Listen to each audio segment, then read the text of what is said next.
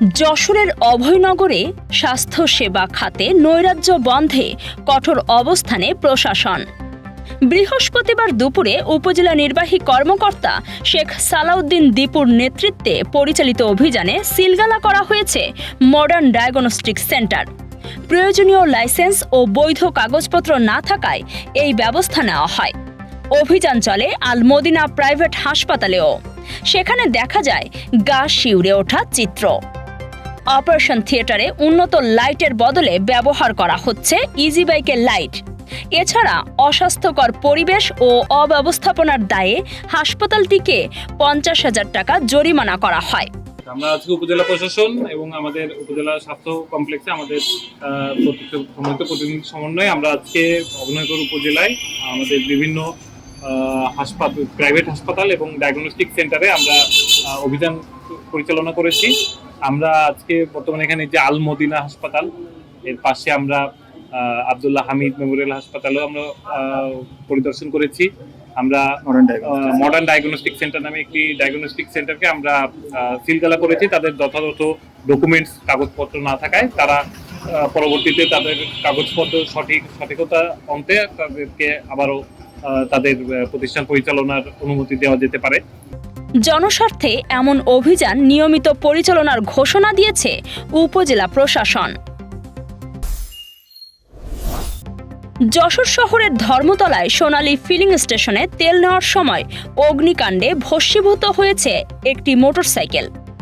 বৃহস্পতিবার বিকেলে ঘটে যাওয়া এই দুর্ঘটনায় পাম্প এলাকায় আতঙ্ক ছড়িয়ে পড়ে। প্রত্যক্ষদর্শীরা জানান, মোটরসাইকেল চালক আব্দুল মান্নান তেল নিয়ে স্টার্ট দেওয়ার সাথে সাথেই ইঞ্জিনে আগুন ধরে যায়। মুহূর্তের মধ্যে আগুন ছড়িয়ে পড়লেও পাম্পে থাকা গ্রাহক ও স্থানীয়দের তৎপরতায় বড় ধরনের বিপর্যয় এড়ানো সম্ভব হয়েছে। তারা দ্রুত মোটরসাইকেলটি টেনে পাম্পের মূল অংশ থেকে দূরে সরিয়ে নিয়ে যান। আমি আসছিলাম একটু আমার বোনের বাসায়, ওই ভেকটিয়ায়। ওখান থেকে আমার এই গাড়িতে তেল 2 লিটার আছে। আমি ভিতরে একটু দূর বই নিয়ে আসতে যাবো, তারপর গাড়ির তেল নিয়ে যায়। 450 টাকা তেল ঢুকেছে। ঢোকার পরে আমার গাড়ি যখন ওভার হয়ে গেছে তেল, তখন আমি 400 টাকা 40 টাকা পাবো। তা উনি বললেন সামনে যান। তখন আমি স্টার্ট দিয়েছি, দিয়ে সামনে স্টার্ট দিয়েছি, আমার গাড়ি আগুন হয়ে গেছে। টেলিফোন থেকে সংবাদ পেয়ে আমরা সঙ্গে সঙ্গে যে পেট্রোল পাম্পের সামনে মোটরসাইকেলে আগুন, তো আমরা সে সঙ্গে সঙ্গে এসে আমরা অগ্নি নির্বাপন মোটরসাইকেলে আগুন পাই এবং আমরা নির্বাপন করি। এই পাশে আমাদের জরুরি একটা সরকারি কাজে আসছিলাম, ইনস্ট্যান্ট দেখি এই যে এখানে খুব জনতা আগুন করে চিৎকার করতেছে। তখন দৌড়ায় আসি, আইসা দেখে প্রচুর পরিমাণে উৎসুক আছে, জনতা আছে, প্রত্যেকে আগুন নেভানোর চেষ্টা করতেছে। আমি তখন আমাদের বেজ স্টেশনে একোয়ানকে আমি ইনস্ট্যান্ট ওয়্যারলেসের মাধ্যমে খবর দেই ফায়ার সার্ভিসকে আসার জন্য। পরে ফায়ার সার্ভিস এসে আগুন পুরোপুরি নিয়ন্ত্রণে আনে। যশোরের ক্ষুদ্র উদ্যোক্তা ও নিম্ন আয়ের মানুষের স্বপ্ন পূরণে পাশে দাঁড়িয়েছে এনআরবি ব্যাংক পিএলসি। বাংলাদেশ ব্যাংকের পুনর্অর্থায়ন স্কিমের আওতায় বৃহস্পতিবার যশোর শাখায় আয়োজিত এক অনুষ্ঠানে 16 জন গ্রাহকের মাঝে আনুষ্ঠানিকভাবে ঋণের চেক তুলে দেওয়া হয়। প্রধান অতিথি হিসেবে উপস্থিত ছিলেন বাংলাদেশ ব্যাংক খুলনার নির্বাহী পরিচালক রকুনুজ্জামান। বাংলাদেশ ব্যাংকে আছে, সেটার আওতায় বাংলাদেশ ব্যাংকের সাথে ব্যাংকগুলোর একটা চুক্তি হয়। তার আওতায় হলো আপনাদেরকে এই স্বল্প সুদের ঋণটা দেওয়া হয়। এটা হলো বাংলাদেশ ব্যাংকের সাথে এনআরবি ব্যাংকের অন্যান্য ব্যাংকের যে চুক্তি হয়, সেটার আওতায় আপনাদেরকে দেওয়া হচ্ছে এবং এটার ইন্টারেস্ট রেটটা খুবই কম। অনুষ্ঠানে ঋণপ্রাপ্ত ক্ষুদ্র ব্যবসায়ীরা জানান, এনজিওর উচ্চ সুদের বোঝা থেকে বাঁচতে এই সহজ শর্তের ঋণ তাদের ব্যবসায় নতুন গতি আনবে। প্রান্তিক জনগোষ্ঠীর আর্থিক অন্তর্ভুক্তি নিশ্চিত করতেই এমন উদ্যোগ বলে জানিয়েছে ব্যাংক কর্তৃপক্ষ। যশোর মাগুরা মহাসড়কে অভিযান চালিয়ে 2টি স্বর্ণের বার সহ আলামিন নামে এক যুবককে আটক করেছে বিজিবি।